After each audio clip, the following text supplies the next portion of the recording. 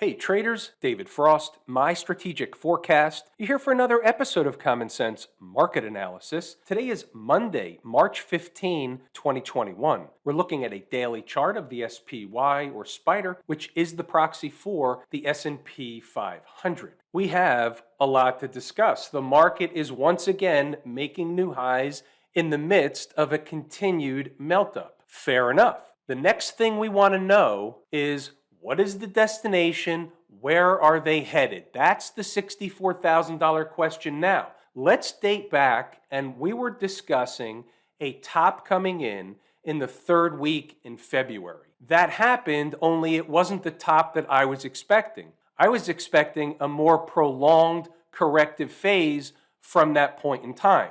Has anything really changed in the big picture? That's worth discussing. And the answer is no, it hasn't. The market still has an appointment with lower prices later in the year. However, the top that I was expecting to be the prolonged corrective phase top wasn't necessarily the top. We've closed at a new high. So now we have to look to what else we got. Well, we know a couple of things. The market is always headed to a destination.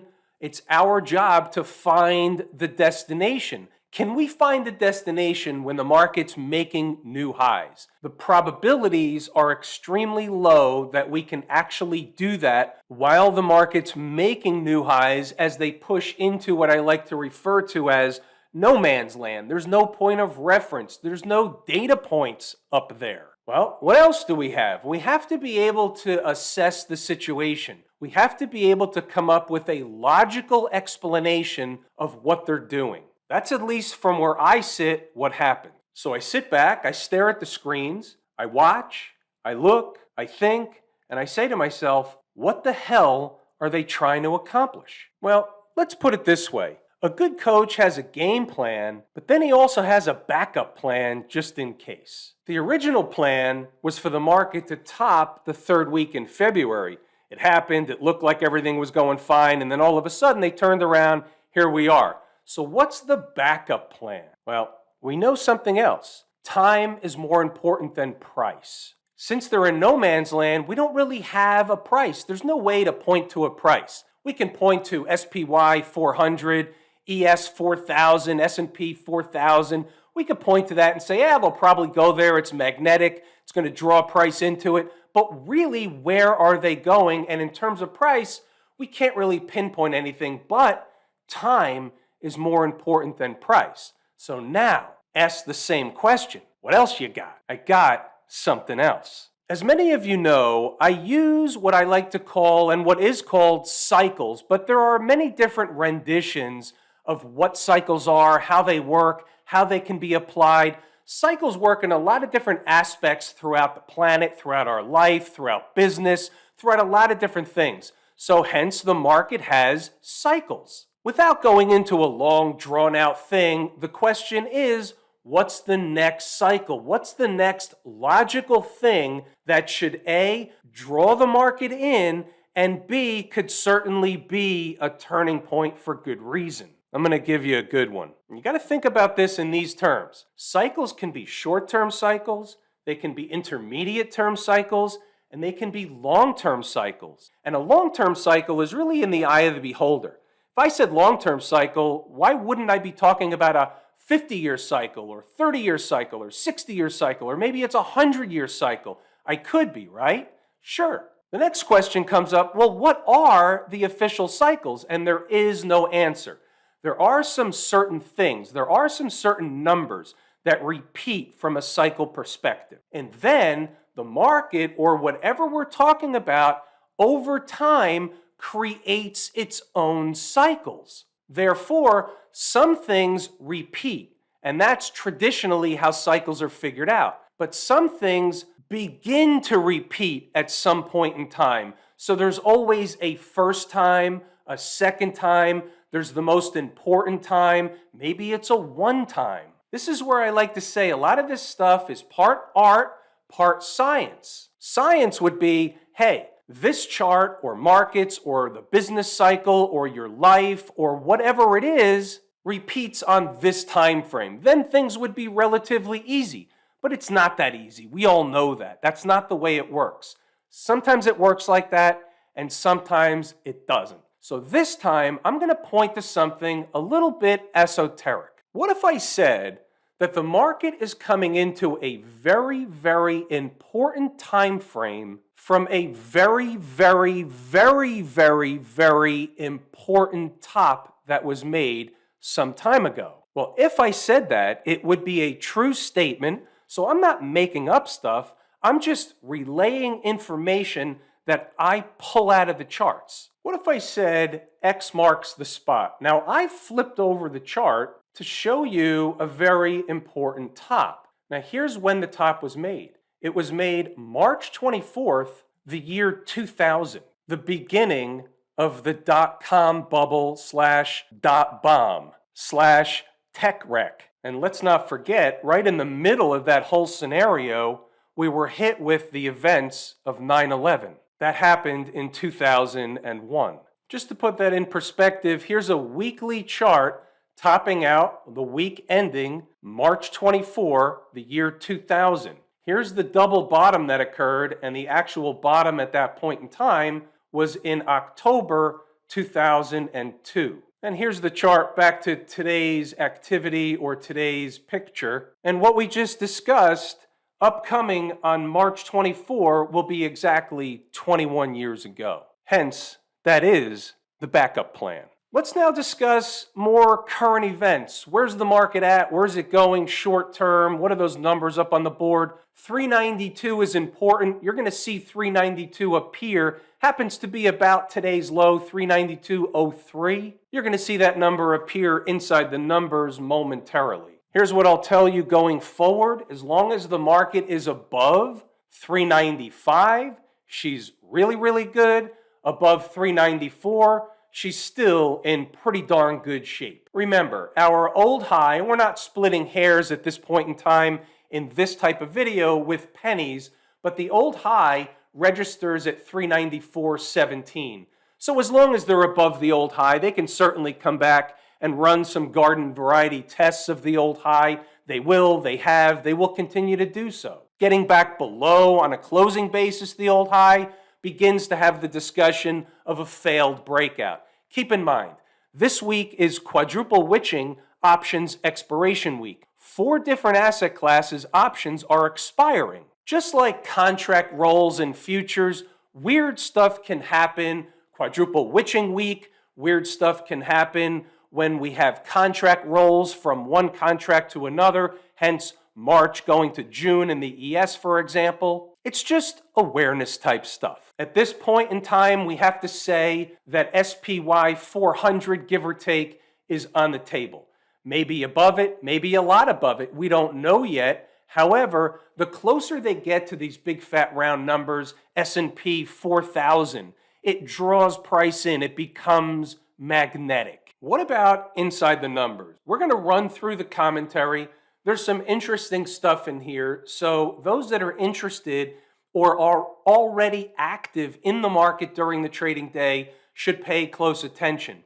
We'll circle back to stocks on the move, but we have stocks on the move with what I'll call a twist today. We start out early on, 0 dark 30, happy Monday. We're waking up a little bit of green as the band continues to play on. They go back and forth in the early morning hours. They do that most days. So here are the early thoughts, hovering around the highs as we get the week underway. We come to the week with no preconceived notions about where the major indices are or might be later in the week. We take it one day at a time. We have an important number that carries over from last week. You'll remember 392.25 as a prize, then support once eclipsed. That's what happens to numbers. They become resistance. Once price gets above them and confirms above them by continuing to stay above them, they become support. Well, until and unless they start getting below and closing hourly below 392, not 392 and a quarter, 392. Here's where you need to start paying attention.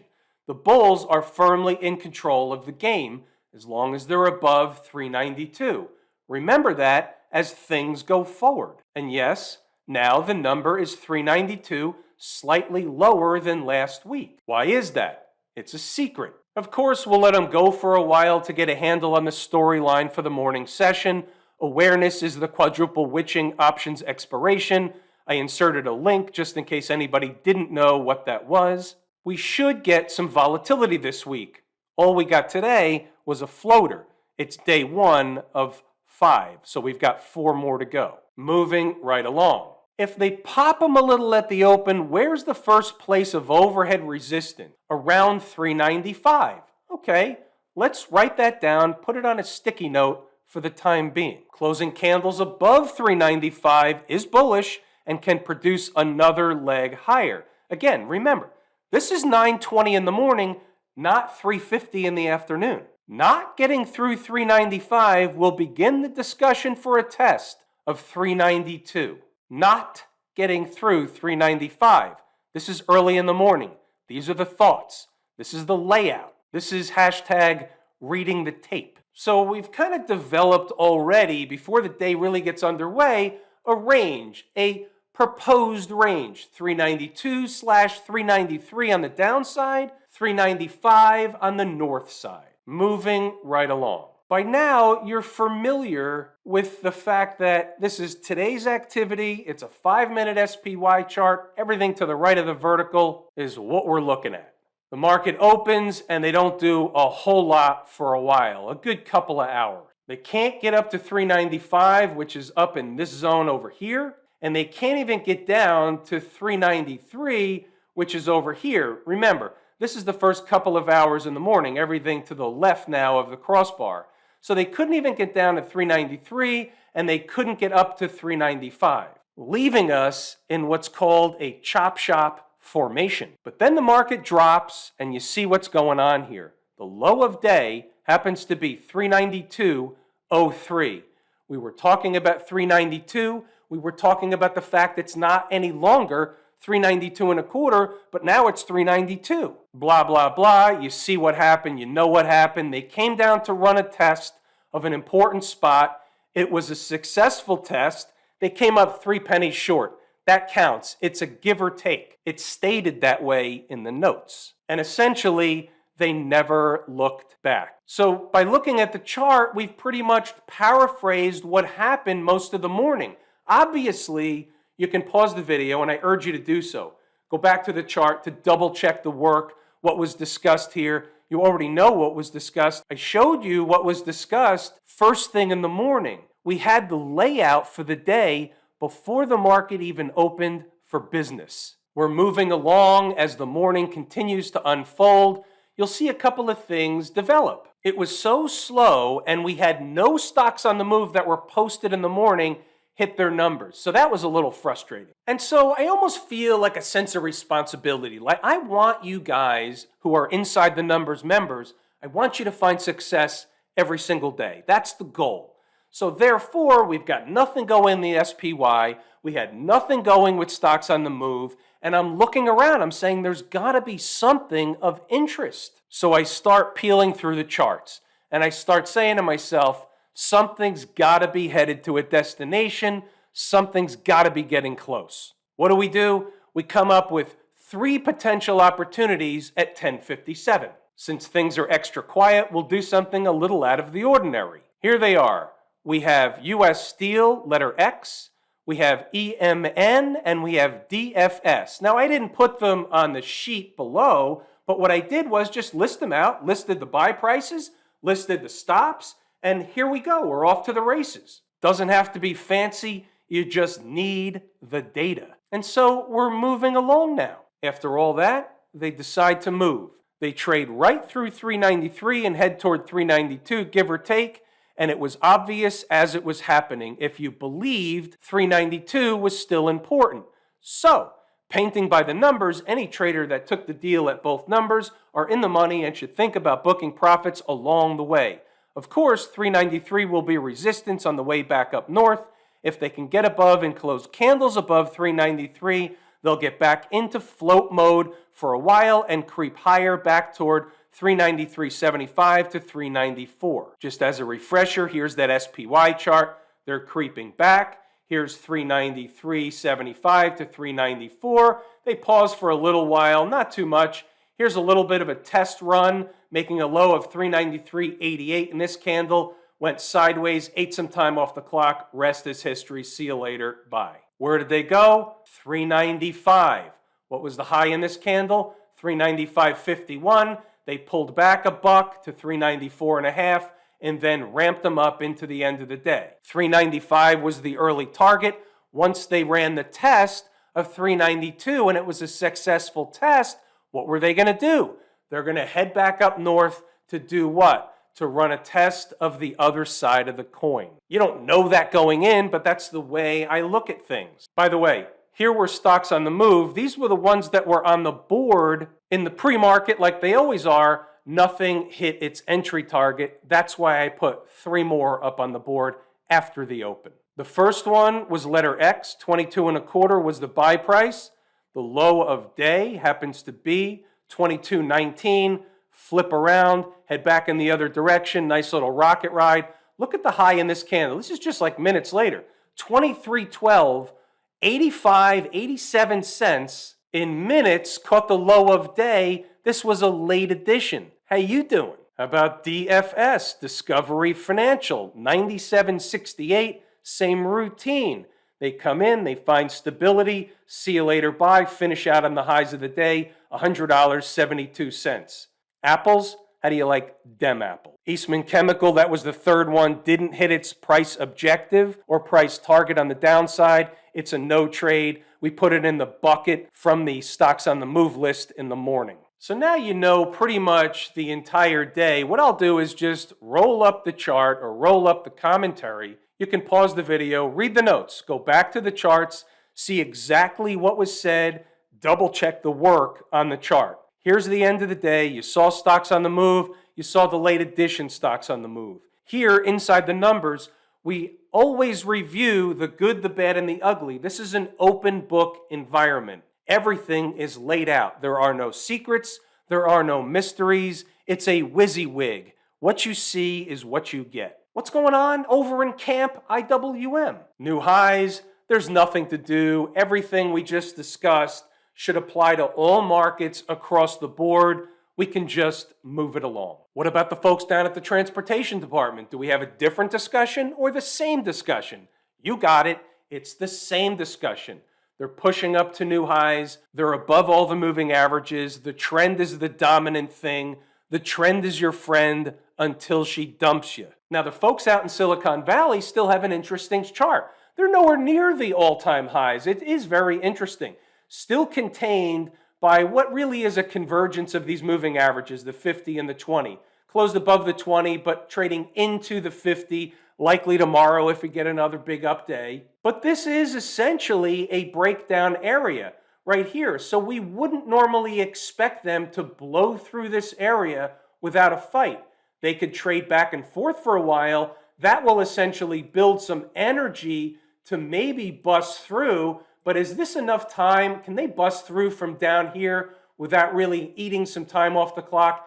Anything's possible, but in order to get above this breakdown candle high coming in at, we'll just call it 3.25. They could spike it a little bit. It's 324 and change. We'll call it 325. For them to close the day up at 325 or above is going to be a pretty tall order for the Qs. It's a different chart. It's telling us something different. Something may not develop for a week, 2 weeks, we don't really know. But this chart today, and we take things at face value, this chart today being materially different from the SPY, the IWM, the transports, it is materially different, and we have to take it at face value. It's a puzzle piece. It's on the table. What about the financials? The XLF, down 22 cents today. Not a big deal. Again, it's in a very, very strong uptrend. There's nothing wrong with this chart. The trend is your friend, yada, yada, yada. This chart isn't telling us anything material at present, so we move on. And we get to Smash Mouth. Now, Smash Mouth looks very similar to the Qs. There's something materially different from this chart and the Qs as compared and contrasted to the spider, the IWM, the transports, all that stuff, the Dow, all that stuff. Generally speaking, when you get into a corrective phase, you have something to look back at later to learn something from. It's likely that the Qs and the SMH are going to be our current proxies that was really the shot across the bow or the flare up in the air that signaled that those two indices or those two markets or these two symbols weren't making new highs and therefore should have been a warning sign. Now, if they rally up to make new highs, that'll be totally bogus. But today, at present, it's not bogus. Have I told you how much I appreciate each and every one of you? Without you, these videos are not possible. True, accurate information. We're going to pull the ripcord here. I think I gave you a lot today. I'm David Frost, my strategic forecast. Thanks again for tuning in to another episode of Common Sense Market Analysis.